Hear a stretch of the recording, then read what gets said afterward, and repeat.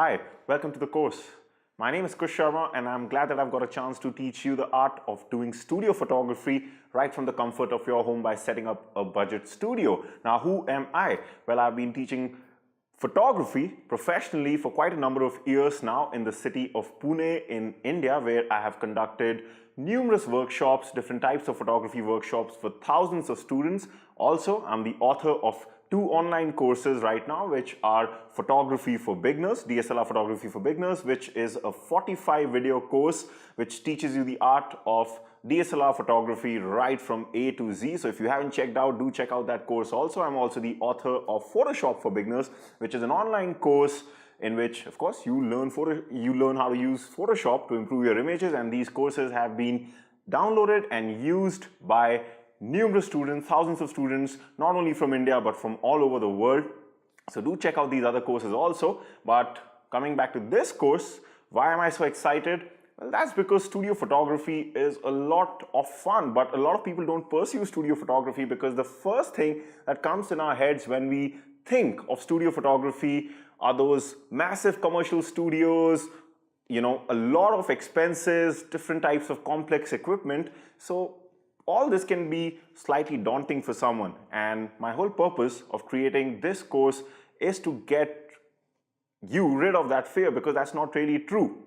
Because what we're going to learn in this course is that we'll be setting up our studio not anywhere else but in a room in our own house, and that too by spending as less money as possible. That's why this is like a budget studio course, because my main purpose is to enable everyone to be able to do studio photography.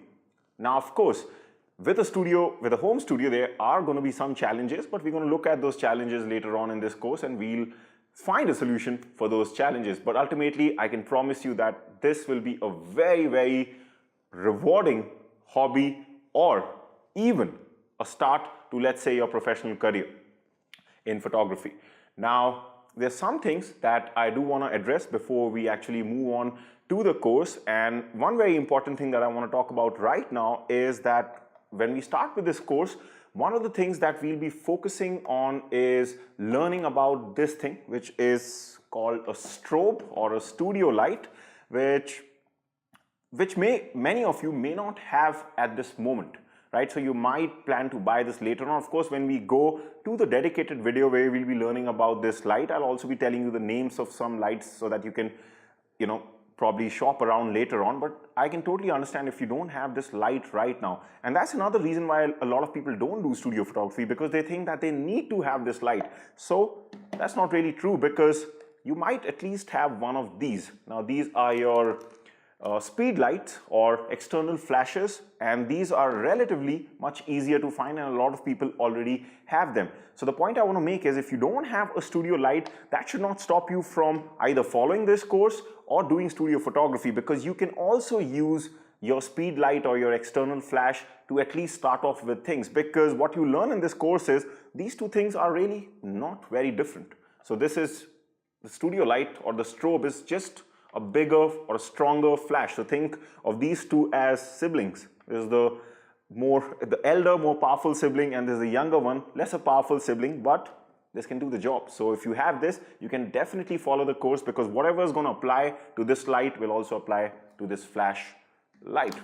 And these are very, very cheap to buy. Even these are not too expensive, but these are extremely cheap, so it can be very easy for you to get started with this. Later on, we'll also be looking at how to sync these two. For example, in our multiple light setup video, it's not necessary that, let's say you bought one of these lights, but you don't want to buy 3 of them because it's proving to be expensive. It's not a problem, because we'll also be seeing how you can sync this and this together. So for the multiple light setup, you can use a combination of the strobe light and the flashes, or you can even just do all flashes or all strobes. So basically you can combine them or use these separately also. So you have a lot of options when it comes to doing studio photography, especially inside your house, because of course if you're using a very large commercial studio, I wouldn't probably recommend this because this is not as powerful. But since if you're doing home studio photography, your room is not, let's say, going to be too huge, so these can also do the job. So that's one thing I really wanted to clarify right now, so that you just feel confident that getting the equipment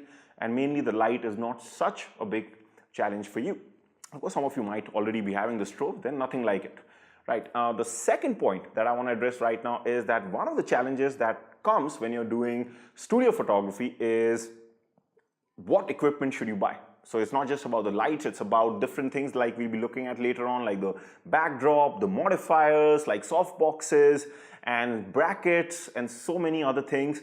So it can be a bit daunting and confusing for someone who's starting out. So in order to just address, because I know it was definitely for me, it was very challenging when I started out. So just to address that issue, what I've also done is that I've created a document where I have, to the best of my ability, I won't guarantee that I'm 100% perfect about this, but to the best of my ability, I have listed down all the accessories and the equipments that you'll be seeing in this course.